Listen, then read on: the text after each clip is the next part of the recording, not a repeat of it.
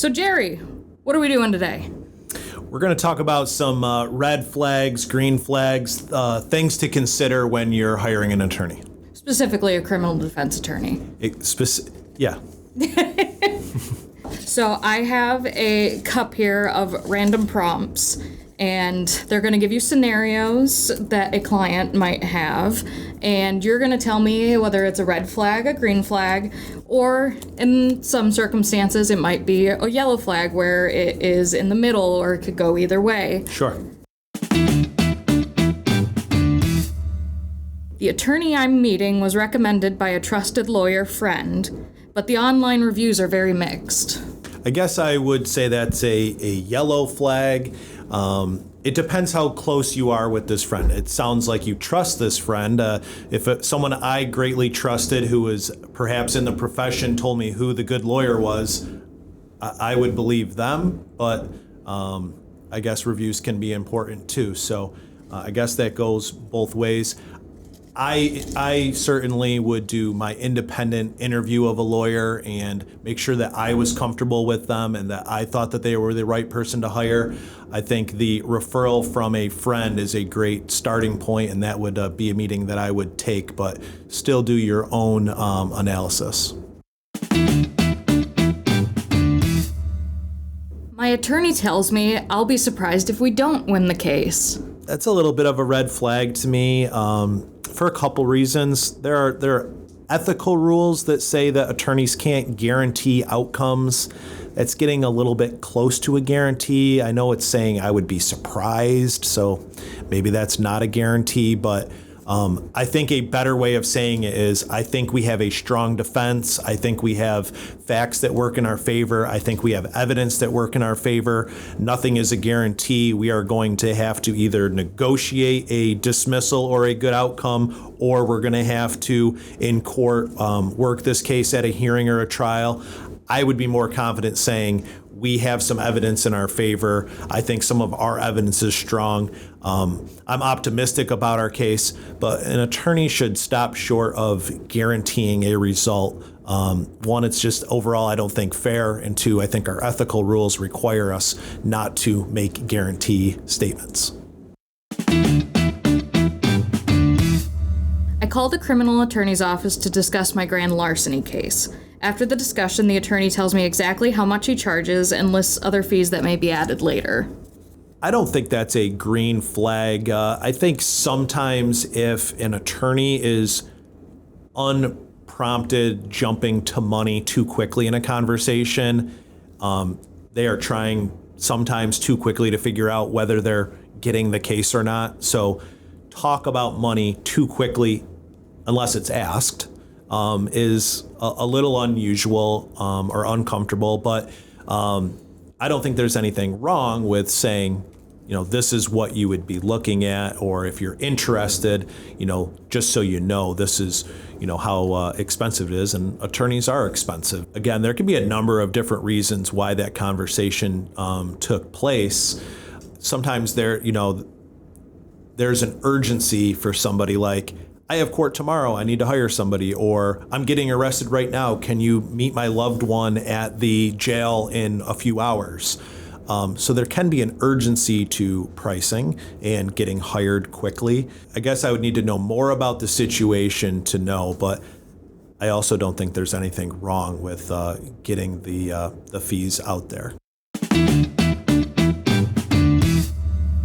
A lawyer is actively practicing in multiple areas of law. It goes both ways. So do I personally think that specializing has a lot of advantages? Yes. So for example, I'm a criminal defense attorney. It's what I do all day, every day. So I'm doing my best to get better at it all the time. And if I was a criminal defense attorney and family court attorney and doing wills and trusts and doing real estate, I would only be spending 25% of my time doing something. Would I get as good at it as somebody who is spending 100% of their time doing it? I personally think the focus helps me be the best that I can be. So it's a little bit of a red flag, but I guess I would want to know, is criminal defense 10% of what somebody is doing, or is it like 90% of what they're doing? Is it 50%? So I think there are attorneys who can practice more than one area and do a good job. I just personally, for my practice, have decided that doing one thing really well makes the most sense for me, and I think it translates when people hire me. I did a consultation with an attorney. They didn't think they would be a good fit for my case, but gave me references that may be better suited to my case. I don't think that's red flag. I think that's okay. That's a green flag. I think attorneys should be honest, and if an attorney thinks that they're a good fit for a case and it's fits their background well, then they should try to get the case and try to do the case. But if something comes in and it's not your field, you should say, hey, this is not my field. I don't do family court, or I don't know much about wills, or I haven't done a case like that case. I think you would be better suited with somebody who does tons of that work and is an expert at that type of work. So I think a referral is a good thing. I guess there are occasions where someone might make a referral and it's not a genuine referral. They are qualified and are using this as an excuse. But if it's a genuine referral because they think there's a better fit, I think that's in your interest. You want the best fit. So if there really is a better fit out there, I think that makes sense. I'm meeting with a criminal attorney to discuss my DWI case. I mentioned that I've met with another attorney previously, and the attorney says he's a hack. Haven't seen him win a case in years. I suppose that's a little bit of a red flag or possibly a neutral. Again, we want attorneys to be honest with people who are considering hiring them. Are there some very poor attorneys out there? Yes.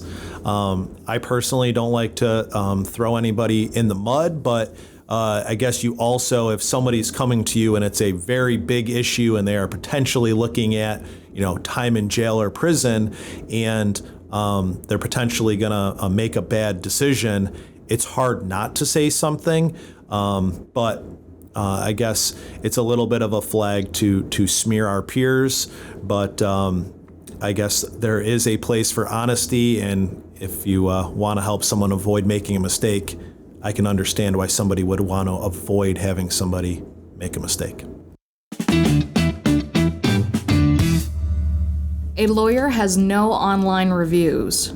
I would say it's a bit of a red flag. Somebody with no reviews, I just would think one of two things: either isn't practicing a lot, or just started their office, which isn't necessarily mean that they're a bad lawyer. Maybe they had been a prosecutor for the last 10 years and they opened their own shop last week, but I guess you would possibly be able to read between the lines that they've been a defense attorney for 1 week or 1 month, or perhaps they were at a bigger firm and they're now off on their own. So I guess no reviews whatsoever tells me that they are either new to their individual practice, or perhaps they were a defense attorney only doing assigned work, and now they are just seeking to get retained by people and hired privately. But to me, it's a little bit of a red flag, and I would want to know more about why that is. If somebody's been retained for 10 years and has no reviews, that would be different. I was nervous about my case and had a lot of questions. My attorney listened carefully, and although he was honest, he was very blunt with his answers. I'd say that goes both ways. I personally think that there's a professionalism to representing somebody, and a lot of these situations are uncomfortable, but if I can make it a little bit more comfortable, I want to try to do that. I guess it goes both ways. I wouldn't just say something that I thought was going to hurt somebody in the way that I said it, but I don't want to hold back and not tell them my true opinion about something. So an example would be, this evidence on this video, I believe, will resonate with a jury. That would be a way of saying that this is strong proof against you. I wouldn't just say, like, watch the video, you did it. I would say, here is the video that they're going to try to use, and I think it is strong for the prosecution. Do you agree? Let's watch it together. This is why I think it's strong for them. So it's saying something similar and getting the point across, but it's doing it in a way that is, I guess, easier to handle. My attorney has handled a lot of criminal cases, but he rarely does trials.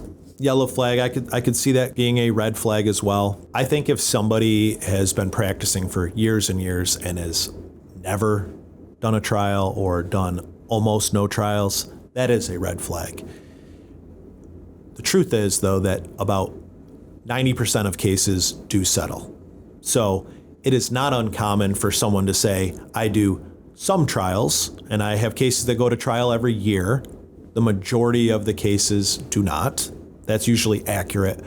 But if it came out that someone hasn't done a trial in a decade, that's a red flag to me. So I think somebody who's practicing in criminal defense, doing a pretty high volume of work, should have a trial every year, a few trials every year, just based on statistics, really. But if someone's never going to trial, that either tells me that they are pleading every single case out, potentially not getting the best deals. They're scared to go to trial, or they are the world's best negotiator, so they get whatever they want on every single case. But that just doesn't happen. So there are going to be cases where we cannot come to a reasonable agreement. We disagree about the facts. We disagree about the evidence. And maybe the offer is too bad that there's really no downside to going to trial. So there are going to be cases that need to go to trial. And so it's a red flag for me if someone never goes. But to say I occasionally have trials, that's probably true for a lot of lawyers, and it's not necessarily that concerning. What I think people should do is, I really think you should almost treat hiring a lawyer like an interview process. The big benefit to hiring a private lawyer is you get to pick who your lawyer is. So if you go through the public defender's office, they will assign you a lawyer, you get who you get. If they've been doing it for 5 years or 25 years, if they care or if they don't care, you get whoever they give you. If you're hiring a private attorney, you get to make the decision who you're going to work with. So red flags to me are you call an attorney and they don't hear you out. You call an attorney and they only want to talk to you for 30 seconds. I do a ton of phone calls that are 20 minutes, 30 minutes, very first phone call, and then I invite somebody in to sit down with me and go through it some more. So I think you want to be thorough, get to know an attorney a little bit, see that they care, see that they really want to do a good job in your case. And if they're trying to blow you off in 30 seconds, they're probably not going to take your case that seriously. That's just my opinion, but the benefit to hiring a private attorney is you get to pick. So pick who you think is going to do a good job.